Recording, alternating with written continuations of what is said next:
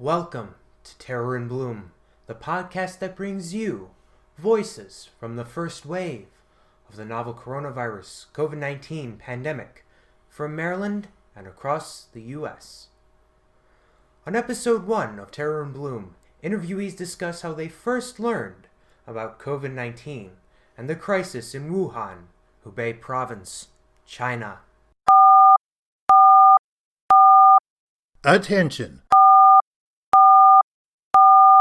Shelter-in-place orders are in effect for Maryland. The first time I had ever heard the word coronavirus in the English language, or at all whatsoever, it was January of 2020. I was on the bus on the way to school. I usually read the news on my phone on the way to and from school. And I read about a new coronavirus that they called, back in December of 2019 nCoV. It was spreading in Wuhan, China. As far as I recall, it was in the latter part of January, early February, and it was in not only the financial section of the newspaper, but the financial section of the newspaper was linked to an aviation article that I read. I heard about the coronavirus in December of 2019. I remember I was driving along and WTOP was covering the outbreak that had just started in China. I had heard a little about the outbreak, but this one sticks in my mind because what was announced was how patient 0, or I think they call it patient X, got the virus from a snake in the Wuhan fresh food market. So I think I initially just scanning through my Facebook news feed, there was articles touching on this new virus that was in Wuhan, China. It was similar to the SARS or a MERS.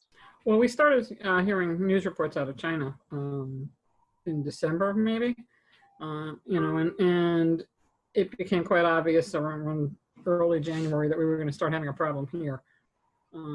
Not helped, I think, by the fact that at some point they shut down air service except at like 5 major airports, 2 of which are in this area. So that basically meant that, they're ferrying all the people from Europe and from China through New York. And so it was only a matter of time, really. And I heard about the measures that the Chinese government was taking to control the virus. They had shut down the city. All the railroads, all the highways were shut down, nobody going in and out. The place was basically under lockdown. What caught my eye is the fact that there were several American Airlines captains and co-pilots that were threatening to sue the company over the continued flights to China. From my point of view, they were boots on the ground. They knew what the ground truth was in China because they were there on a regular basis, flying scheduled passengers to and from the country. And when they were serious enough to start suing the company and risking their jobs over stopping flights to China, I began to notice. And I didn't really foresee an outbreak of this new virus in the U.S. or any place very much outside China for a little while. I thought they were going to probably contain it and eliminate it. Okay, so the end of February, I was getting ready to travel to Seattle, and I'd heard about this virus that was based out of China, Wuhan, China, and then I heard a couple cases were confirmed in the U.S. and primarily in the Seattle area. Well, I heard about it in the news, and I just kind of figured it was like H1N1 or Ebola or norovirus, where you keep hearing about it, and all those other ones didn't really affect me, except for I had to get an H1N1 flu shot. And then whenever I had my allergy shots, they would ask me questions like, did I go where people had a Ebola, or, did people visit me? And so I just had to say yes or no to the questions and then get my allergy shot. But nothing, none of those other ones ever have impacted myself or anyone that I knew. So I was just kind of like, just another one. Every year it's something else. So it's a little bit more than something else. So. I think that by the time I heard about it, it was undoubtedly sometime in February. And there was certainly fear that it would become a pandemic, though it hadn't been designated as a pandemic by the World Health Organization. But that's another story. But when I first heard it, whatever the news report said, I heard and believed, more or less. I guess I first heard about it on the news. The news, I get a lot of my news online as well as, local news here. And we started hearing about it when the Chinese response was to, lock down, I guess, and that other countries were starting to see cases. And so, yeah, we heard about it, I guess, in January, along with pretty much everyone, but a lot of other people, I'll say. Mostly through the news.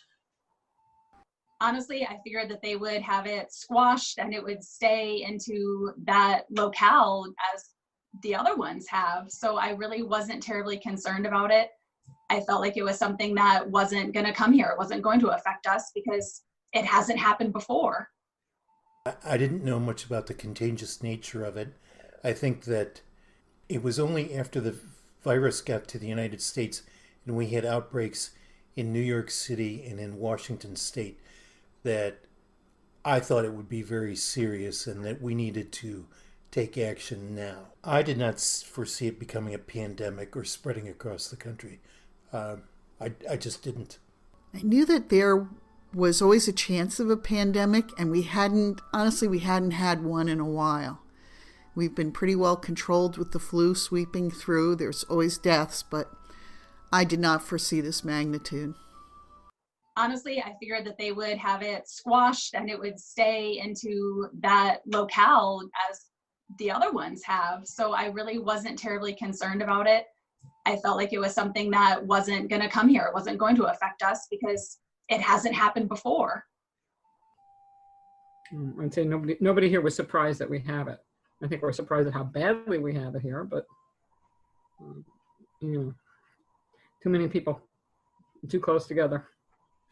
So at the end of January and moving into February, I began hearing more and more about the coronavirus, how it was spreading across Asia and Japan, South Korea. And then before I knew it, we had 15 cases in the United States. And, I thought that's pretty contained. There's only 15 cases. That shouldn't be a big problem to handle. And then as we moved into March, we had more and more cases. I remember hearing about Washington State had the first U.S. coronavirus death, and it just kept on and on and on. I heard more and more about it, but I still thought, we could easily control it. Then along comes March 11th, the World Health Organization declared coronavirus a pandemic. But because of my role in the school board, we were making decisions on if we're going to close school or not. And I remember, I think we had sent some kids out to Future Business Leaders of America. That's an organization. They sent them out to a field trip in Baltimore that day. And that night, we were trying to decide, do we bring the kids back or do we let them stay in Baltimore County?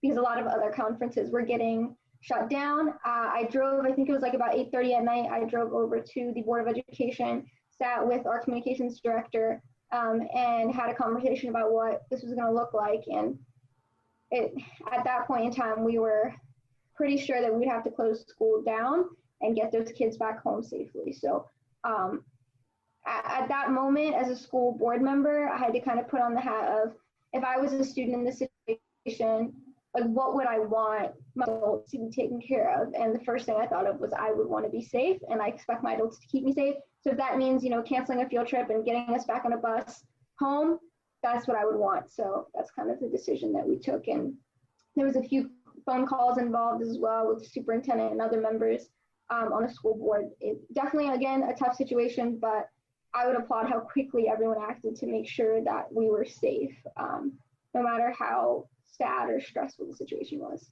The next day, schools were making their plans to, shut down for 2 weeks.